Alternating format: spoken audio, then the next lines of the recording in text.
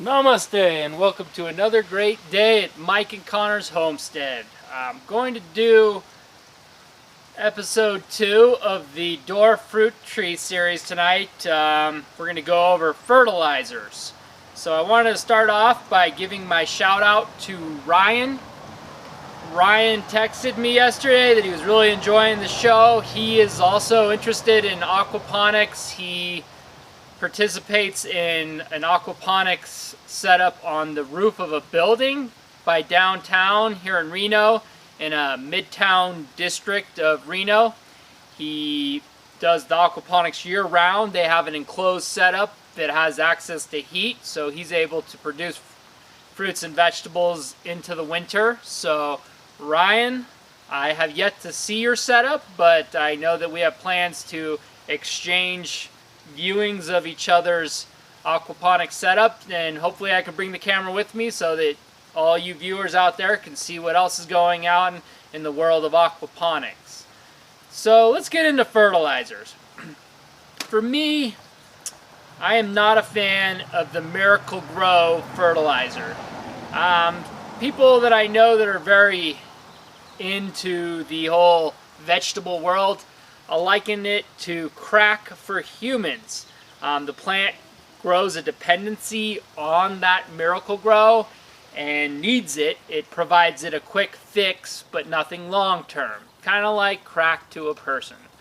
Not that I've ever tried crack, but from what I've read about it, that seems to be right on the same track as Miracle-Gro. Now, you never want to get your plants dependent on something, because then if you try to take them off it, there might have a little bit of a hardship there. So I enjoy the slow release kind of fertilizers. There's another company out there called Vigoro. They normally produce a pretty good quality fertilizer, more of a slow release, somewhat more natural fertilizer. And if I were going to go down the road of purchasing a fertilizer itself, that would probably be what I'd purchase, whether it be for my vegetables or my fruit orchard. But since I've gotten chickens, I no longer really purchase any kind of fertilizers from the store. You'll see a lot of the more natural-based fruit fertilizers have chicken doo-doo in them. You want to make sure that the chicken doo-doo's dried out before you apply it, because it is a very hot fertilizer and can burn the roots of the fruit tree. Rabbit doo-doo is actually considered one of the best fertilizers because it is a cold fertilizer. And what I mean by cold fertilizer is you could apply it directly to the plants right after the chicken or the rabbit has done his business. And that's what makes the rabbits such a good fertilizer. I don't really do that with my rabbit. I know he probably does go to the bathroom, but I never see it, so not sure what happened with that. But either way, he's more to control the weeds in the whole yard, but I guess that's just an added bonus. Other things I use for fertilizer are ash from my fire. Now, you always want to be very careful with ash, because if you over apply it, it can kill the plant. I do not use them on my vegetables, because I've heard many a story of a person just going to town with that ash, and then the flowers, or whatever they're planting in the vegetable garden, doesn't really grow that year. It just kills everything. So I have not found that with fruit. Fruit trees are like a plant that likes to eat a lot, and so I've put a ton of ash in this field. I've spread it out evenly, but I've put a lot down, and the fruit trees don't seem to be bothered by it. As you can see, they seem to be doing pretty well. We're not sure with this guy yet, because I just planted him yesterday. I also did get my wish. It did rain a ton overnight and into the morning, so this plant got a really good head start. I also watered it after I planted it. I didn't show you that. And I also put wood chips down as well. So now this guy is ready to go. I was talking about briefly yesterday when I plant the tree, how when I put the roots in, that sometimes I like to rough them up. If you have a bare root fruit tree that you purchase, it would be like a tree that has like a sawdust material but no soil.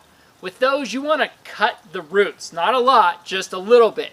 And the reason you want to snip the ends of some of the roots and make a shape to the roots is because trimming stimulates growth. And this one was in soil, so I did not do that. But if I had a bare root plant, I actually did snip the roots on all of these other plants, and it really did help stimulate the growth. So pruning is something that creates growth. And we're going to talk a lot more about pruning in Series 3, or well, Episode 3 of the series tomorrow night. But today I really wanted to concentrate on fertilizers. The compost here, I think I'm just going to leave here because I'm sure that the fruit trees are benefiting from it. And the majority of what my compost consists of is lawn clippings, dead tree leaves. I go to Starbucks at least once a week and pick up their coffee grounds. Coffee grounds are really good.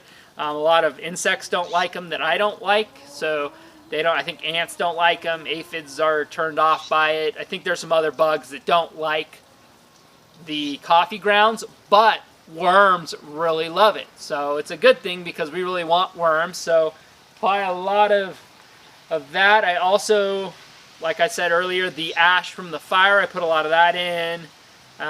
All my vegetable scraps go into it.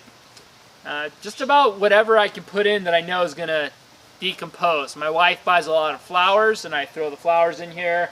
And then here today I was trimming back some of the tomatoes. They're just going out of control, and I want to keep them in control, so I throw those in here. I was told that chickens aren't supposed to eat tomatoes, but they're doing fine. It hasn't messed with their production, so I'm going to continue to do it and let it decompose. So those are kind of the main things I put into this for the, for them to decompose. Every now and again I throw some manure in to heat it all up.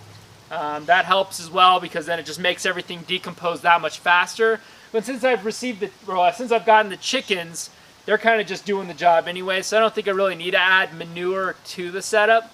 But the other reason I really like compost in this yard is there's another guy on YouTube. He's shown as L2 Survive, and it's the number 2. And they live by wood chips. And I think that it's a great idea. I haven't done it here. I'm kind of on the prowl for cheap wood chips because I don't want to spend a lot of money on them.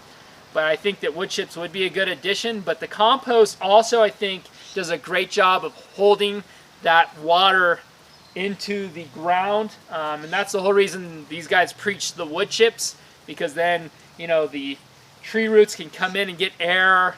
Then the moisture stays in the ground, so it's kind of a win-win, and then those wood chips eventually decompose and then provide more food for the fruit trees. But I think that if you mixed compost and wood chips, you'd be even better off.